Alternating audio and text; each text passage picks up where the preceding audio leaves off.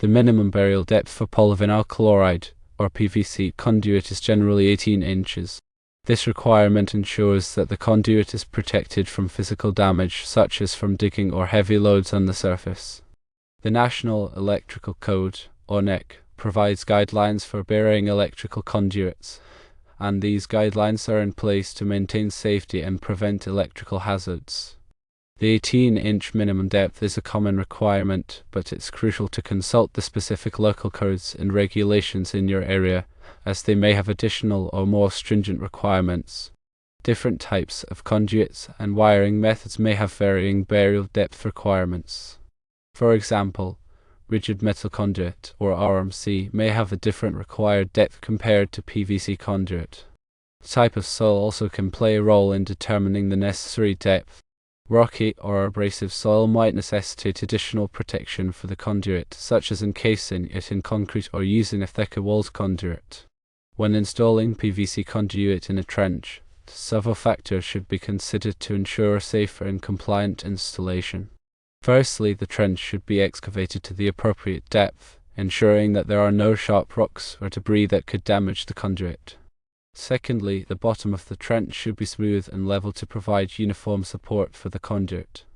Thirdly, when laying the conduit, it should be properly supported to prevent sagging or bending. Fourthly, joints and connections should be made according to the manufacturer's instructions and using approved fittings. Fifthly, backfilling the trench should be done in layers, compacting the soil to provide additional support and protection for the conduit. It is essential to use appropriate warning tape or markers above the conduit to indicate its presence to prevent accidental damage during future digging. Additionally, it's important to maintain proper separation between electrical conduits and other underground utilities such as gas lines or water pipes to prevent potential hazards. The NEC specifies minimum separation distances for different types of utilities. In some cases, it may be necessary to encase the PVC conduit in concrete for added protection, particularly in areas subject to heavy traffic or where the soil conditions are unfavorable. When using concrete encasement, it is important to ensure that the concrete is properly mixed and applied, providing a uniform layer around the conduit. The type of backfill material used in the trench can also affect the longevity and performance of the conduit system.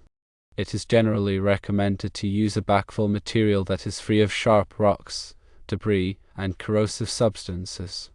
Sand or fine gravel are often preferred backfill materials as they provide good support and drainage. In areas where the ground is subject to freezing and thawing, it is important to consider the potential for frost heave, which can damage the conduit. In these cases, it may be necessary to bury the conduit deeper or provide additional insulation to protect it from frost damage. Furthermore, proper grounding and bonding of the electrical system are crucial for safety. The grounding conductor should be run with the circuit conductors inside the conduit and connected to the grounding electrode system at the service entrance. This ensures that any fault current will safely flow back to the source, tripping the circuit breaker and preventing electrical shock. When multiple conduits are installed in the same trench, it is important to maintain adequate spacing between them to allow for proper heat dissipation and to prevent overheating. The NEC specifies minimum spacing requirements for multiple conduits installed in close proximity. The selection of the appropriate type and size of PVC conduit is also important. The conduit should be sized to accommodate the number and size of conductors required for the circuit. It should also be rated for the environmental conditions in which it will be installed, such as temperature and exposure to sunlight. There are different types of PVC conduit available, each with different properties and applications.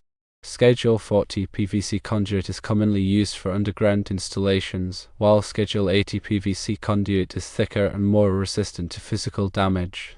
The NEC provides detailed information on the types of conduits and wiring methods that are permitted for different applications. It is essential to consult the NEC and local codes to ensure that the installation meets all applicable requirements. Furthermore, it is crucial to obtain the necessary permits and inspections before beginning any electrical work. This ensures that the installation is performed safely and in compliance with all applicable regulations. Electrical work should always be performed by qualified and licensed electricians who have the knowledge and experience to do the job safely and correctly. Improperly installed electrical systems can pose serious hazards, including electrical shock, fire, and equipment damage. Therefore, it is essential to prioritize safety and follow all applicable codes and regulations. In summary, the minimum burial depth for PVC conduit is generally 18 inches, but it is crucial to consult the NEC and local codes to determine the specific requirements in your area.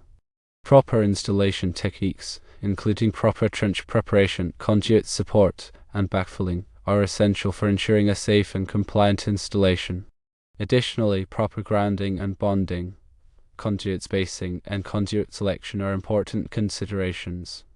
Always prioritize safety and consult with qualified professionals when performing electrical work. Consider factors such as soil type, climate, and potential physical damage when determining the appropriate burial depth and protection methods for PVC conduit. Ensure that the conduit is properly supported to prevent sagging or bending, especially over long distances. Use appropriate fittings and connectors to ensure watertight and secure connection between conduit sections. Backfill the trench in layers, compacting the soil to provide uniform support and prevent settling.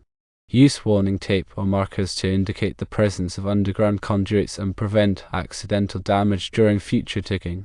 Maintain proper separation between electrical conduits and other underground utilities. Encase the conduit in concrete if necessary for added protection in areas subject to heavy traffic or unfavorable soil conditions. Select the appropriate type and size of PVC conduit for the application and environmental conditions. Obtain the necessary permits and inspections before beginning any electrical work. Engage qualified and licensed electricians to perform the installation safely and correctly. Follow all applicable codes and regulations to ensure a compliant and safe electrical system. Consider the potential for frost-even areas subject to freezing and thawing, and take appropriate measures to protect the conduit. Ensure that the grounding conductor is run with the circuit conductors inside the conduit and connected to the grounding electrode system. Maintain adequate spacing between multiple conduits installed in the same trench to allow for proper heat dissipation. Choose a backfill material that is free of sharp rocks, debris, and corrosive substances to protect the conduit. Properly terminate the conduit ends to prevent the entry of moisture and debris. Inspect the conduit and fittings for any damage before installation. Use appropriate tools and equipment for cutting, bending, and installing PVC conduit. Train personnel involved in the installation on proper techniques and safety procedures. Regularly inspect and maintain the electrical system to ensure its continued safe and reliable operation.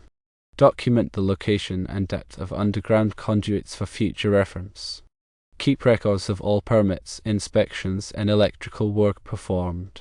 Adhere to industry best practices for electrical installations. Continuously update knowledge and skills on electrical codes, regulations, and technologies. Promote a culture of safety in all electrical work activities. Ensure all electrical equipment and materials are properly labeled and identified. Implement lockout-tagout procedures during maintenance and repair work to prevent accidental energization. Provide adequate lighting and ventilation in work areas. Use personal protective equipment such as gloves, safety glasses, and hard hats when working with electrical systems. Follow proper procedures for handling and disposing of electrical waste and materials. Regularly test and inspect electrical systems to identify and address any potential hazards. Establish emergency procedures for electrical incidents, such as electrical shock or fire. Ensure that all personnel are trained on emergency procedures. Conduct regular safety audits to identify and correct any unsafe conditions or practices.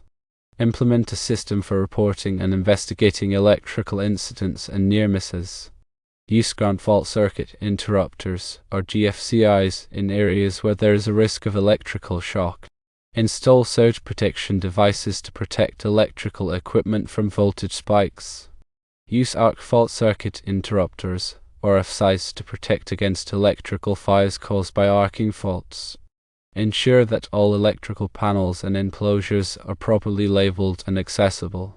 Maintain proper clearances around electrical equipment to allow for safe access and maintenance. Use appropriate wire connectors and terminations to ensure secure and reliable connections. Avoid overloading electrical circuits by ensuring that the total load does not exceed the circuit's capacity. Use energy-efficient lighting and appliances to reduce energy consumption and electrical load. Regularly inspect and maintain electrical cords and extension cords to prevent damage and hazards. Avoid running electrical cords under rugs or carpets, where they can be damaged or create a fire hazard. Use only approved and listed electrical equipment and materials. Do not attempt to repair electrical equipment unless you are qualified and authorized to do so. Disconnect power before working on any electrical equipment. Use insulated tools when working on electrical systems. Work with a partner when possible, especially when working on live electrical circuits. Take breaks to avoid fatigue and maintain focus. Be aware of your surroundings and potential hazards. Never assume that a circuit is energized. Always test it with a voltage tester before working on it. Follow all safety precautions and procedures to prevent electrical accidents. Prioritize safety above all else when working with electrical systems. The minimum burial depth requirement is intended to prevent damage from various sources, including vehicle traffic, landscaping activities, and soil erosion. It is crucial to understand that the 18-inch depth is a minimum, and deeper burial may be required in certain situations. For example, if the conduit is located in an area subject to heavy vehicular traffic, it may be necessary to increase the burial depth to 24 inches or more. Similarly, if the soil is highly corrosive, it may be necessary to encase the conduit in concrete or use a more durable type of conduit. The specific requirements for burial depth will vary depending on local codes and regulations, as well as the specific application. It is essential to consult with a qualified electrical engineer or inspector to determine the appropriate burial depth for your project. In addition to burial depth, it is also important to consider the type of backfill material used to cover the conduit. The backfill material should be free of sharp rocks, debris, and corrosive substances that could damage the conduit. Sand or fine gravel are often used as backfill materials because they provide good support and drainage. The backfill material should be compacted in layers to provide uniform support for the conduit and prevent settling. Warning tape or markers should be installed above the conduit to indicate its presence to prevent accidental damage during future digging. The warning tape should be buried at a depth of approximately 12 inches above the conduit. The marker should be placed at regular intervals along the conduit route. Proper grounding and bonding of the electrical system are essential for safety. The grounding conductor should be run with the circuit conductors inside the conduit and connected to the grounding electrode system at the service entrance. This ensures that any fault current will safely flow back to the source, tripping the circuit breaker and preventing electrical shock. The grounding conductor should be sized according to the requirements of the NEC. All metal parts of the electrical system, including the conduit, enclosures, and equipment, should be bonded together to create a low impedance path for fault current. Bonding can be accomplished by using bonding jumpers or by using listed bonding connectors. Proper grounding and bonding will help to protect against electrical shock and prevent equipment damage. The NEC provides detailed requirements for grounding and bonding electrical systems. It is essential to consult the NEC and local codes to ensure that the installation meets all applicable requirements. Electrical work should always be performed by qualified and licensed electricians who have the knowledge and experience to do the job safely and correctly. Improperly installed electrical systems can pose serious hazards, including electrical shock, fire, and equipment damage. Therefore, it is essential to prioritize safety and follow all applicable codes and regulations.